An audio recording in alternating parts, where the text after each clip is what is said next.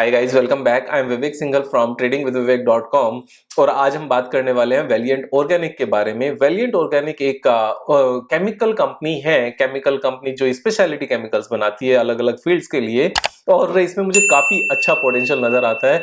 तो एक बार सारी चीजें यहाँ पर समझेंगे, बिजनेस भी एनालाइज करेंगे, फंडामेंटल्स भी देखेंगे, टेक्निकल्स भी देखेंगे। अगर हम बिजनेस की बात करने लगे, we have gone to the website of this company और जब हमने प्रोडक्ट्स के ऊपर क्लिक किया तो यहाँ पर देखते हैं कि ये एग्रोकेमिकल में भी हैं, डाइज में भी हैं, एंड पिगमेंट्स हैं, यानी कि कलर्स में है जो कार्स वगैरह के लिए होता है, pharmaceuticals and veterinary and this polymer and speciality chemicals जो ऑटोमोबाइल यहाँ पर इन्होंने दिखाया हुआ है, एंड कॉस्मेटिक्स में है। तो यहाँ पर अलग अलग सारे फील्ड्स में स्पेशलिटी केमिकल्स बनाते हैं।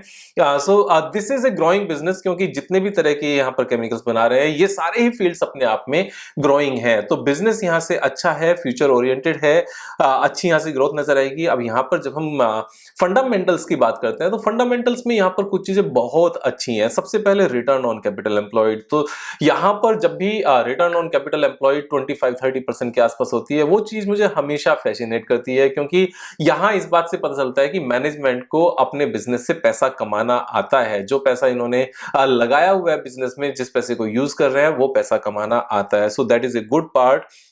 बुक वैल्यू 202 है एंड करंट प्राइस इज 880। तो यहाँ छोटा सा एक इम्पैक्ट है कि जो यहाँ पर करंट प्राइस बुक वैल्यू से काफी ज्यादा है, लेकिन इतना बहुत ज्यादा इम्पैक्ट नहीं है, क्योंकि इनका स्पेशलिटी बिजनेस है। बिजनेस को खड़ा करने में टाइम लगता है, यहाँ पर एक गुडविल भी होती है, ब्रांड वैल्यू भी होती है, तो उन सब चीजों का इम्पैक्ट है। सबसे अच्छी बात यहाँ पर रिटर्न ऑन कैपिटल एम्प्लॉयड है, एंड जो प्राइस अर्निंग रेशियो है दैट इज 23, जहां पर रिटर्न ऑन कैपिटल एम्प्लॉयड 27% है, वहां पर 23 प्राइस अर्निंग रेशियो है। और ये प्राइस अर्निंग रेशियो भी अभी 23 इसलिए है क्योंकि जो इनकी कैपेसिटी एक्सपेंशन हुई है उसका पूरा इंपैक्ट आया नहीं है। अगर उसका पूरा इंपैक्ट आ जाए तो शायद ये 10 के पीई पर ही अवेलेबल हो जाएगी, जो अपने आप में सस्ती होगी। बाकी चीजें हम टेक्निकल्स में समझेंगे, लेकिन उससे पहले debt to equity ratio that is also very comfortable, 0.34%, very manageable. उसके बाद हम नीचे आते हैं, यहाँ पर क्वार्टरली रिजल्ट्स देखते हैं। तो क्वार्टरली रिजल्ट्स में जो सेल्स है that is ever increasing sales, लगातार यहाँ पर सेल्स इंक्रीज हुई है। 261 करोड़ का इन्होंने यहाँ पर रेवेन्यू दिया है, that is the highest ever. उसके बाद में जो यहाँ ऑपरेटिंग प्रॉफिट है वो हाईएस्ट एवर नहीं है, थोड़ा सा कम है। उसका रीजन सिंपल सा है, इस पर्टिकुलर क्वार्टर में और इससे पहले क्वार्टर में जितनी भी मैन्युफैक्चरिंग कंपनीज में ऑपरेटिंग प्रॉफिट मार्जिन कम हुए हैं, उसका रीजन है जो उनके रॉ मटेरियल है उनकी इन्फ्लेशन की वजह से कॉस्टिंग का बढ़ जाना। तो यहाँ रॉ मटेरियल की कॉस्टिंग बढ़ी है, लेकिन अपने प्रोडक्ट की कॉस्टिंग को, प्राइसिंग को ये नहीं बढ़ा पाए, क्योंकि वो इमीडिएटली बढ़ाना उतना आसान नहीं होता, लेकिन over a period of time उस चीज का इंपैक्ट साफ साफ देखा जाता है। वो अपने प्राइसेस को बढ़ाते हैं, और वैसे भी ये इस चीज से प्रूव होता है जब कंपनी अपने जो फंड यूज कर रही है उसके ऊपर 27% पैसा कमाना जानते हैं, तो यहां पर वो चीज अपने आप से they will take care of everything. तो यहां वो दिक्कत नहीं है। जहां तक इंटरेस्ट की बात है, interest is manageable, only 1 crore का इंटरेस्ट जाता है, दैट इज नथिंग एक्चुअली। और नेट प्रॉफिट हायर साइड पर है 28 करोड़ का। सो एक कंसिस्टेंट रिटर्न है यहां पर। अब कंसिस्टेंट रिटर्न के साथ दो जो मेजर डेवलपमेंट है इस कंपनी के बैलेंस शीट में, मैं वो आपके सामने बताता हूं। तो सबसे पहले एक बार P&L ही देख लेते हैं। P&L में कंसिस्टेंट हाईएस्ट एवर यहाँ पर रेवेन्यू है, एंड हायर साइड पर ही यहाँ पर इनका नेट प्रॉफिट है जो कंसिस्टेंट है। लेकिन ये कंसिस्टेंट थोड़ा सा अच्छा, थोड़ा सा नहीं, बहुत ज्यादा यहां से इंक्रीज होने वाला। वो कैसे कि मार्च 2019 का जो इनका नेट प्रॉफिट है वो कितना है, 121 करोड़। ये पैंडेमिक से पहले का जो पीक परफॉर्मेंस है उसकी बात है। तो 121 करोड़ का यहां पर नेट प्रॉफिट है मार्च 2019 का। मार्च 2019 में जो इनकी फिक्स्ड एसेट्स थी वो कितनी थी, 130 करोड़ मार्च 2019 में। तो जब इनके पास फिक्स्ड एसेट्स 130 करोड़ थी, उस टाइम पर नेट प्रॉफिट कितना था, 121 करोड़, ऑलमोस्ट सेम। अभी जब इनका नेट में जो फिक्स्ड एसेट्स है इंक्रीज होकर 490 करोड़ हो गई है, वहां से 3.5 टाइम्स हो गई है। एंड जब ये CWIP 93 करोड़ का भी जब ऑपरेशनल हो जाएगा तो ऑलमोस्ट ये 600 करोड़ की हो जाएगी, यानी कि 4.5 टाइम्स हो जाएगी। तो इनका नेट प्रॉफिट 4.5 टाइम्स नहीं होगा क्या, ये होगा। इसके पीछे अभी नहीं होने के पीछे दो रीजन है। एक तो पैंडेमिक के दौरान वो ग्रोथ नहीं आई, दूसरा यहां पर जब कैपेसिटी इंस्टॉल होकर ऑपरेशनल होती है जो मार्च 2021 में ही हुई और उसके बाद अभी भी हुई।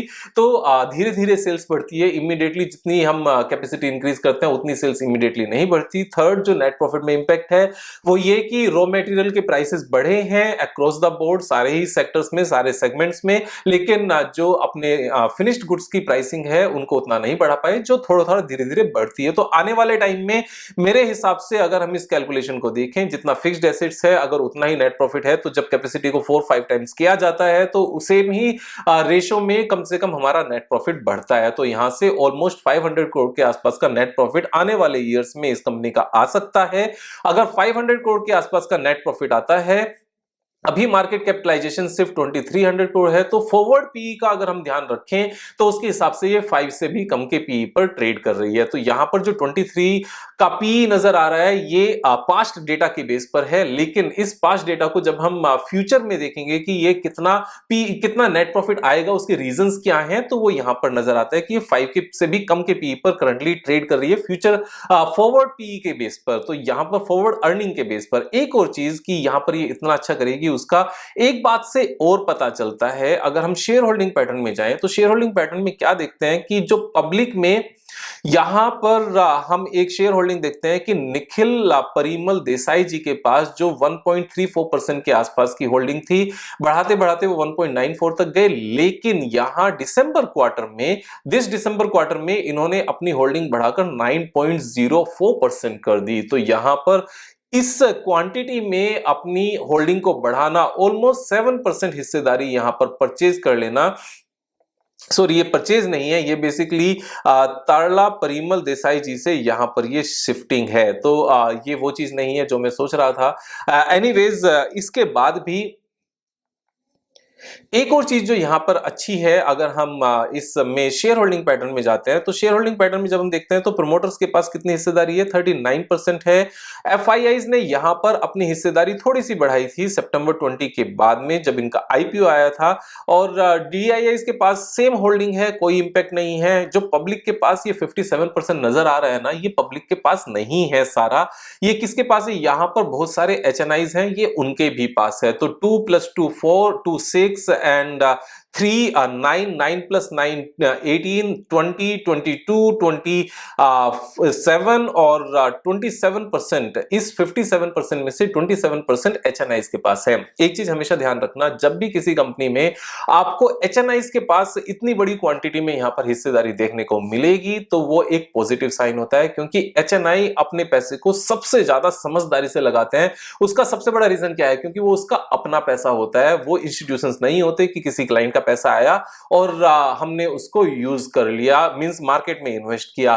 जब एचएनआई सबसे पहले तो वो एचएनआई है, यानी कि अपने आप में समझदार है, तभी उसके पास इतना पैसा है, और जब वो अपने पैसे को डायरेक्टली यहां पर इन्वेस्ट कर रहा है, नॉट थ्रू एफआईआईज और डीआईआईज मींस इंस्टीट्यूशन, जब वो डायरेक्टली इन्वेस्ट करता है तो सारे अच्छे से अपने ड्यू डिलिजेंस करके करता है, ऐसा मेरा मानना है, ऐसा मेरा एक्सपीरियंस है। तो यहां पर जब 27% एचएनआईज के पास है तो ये एक पॉजिटिव साइन है। आई मीन टू से, जब प्राइमा फेसी देखने को मिलता है कि पब्लिक के पास 57% है, तो 57% उनके पास नहीं है, 27% यहां पर एचएनआईज के पास है।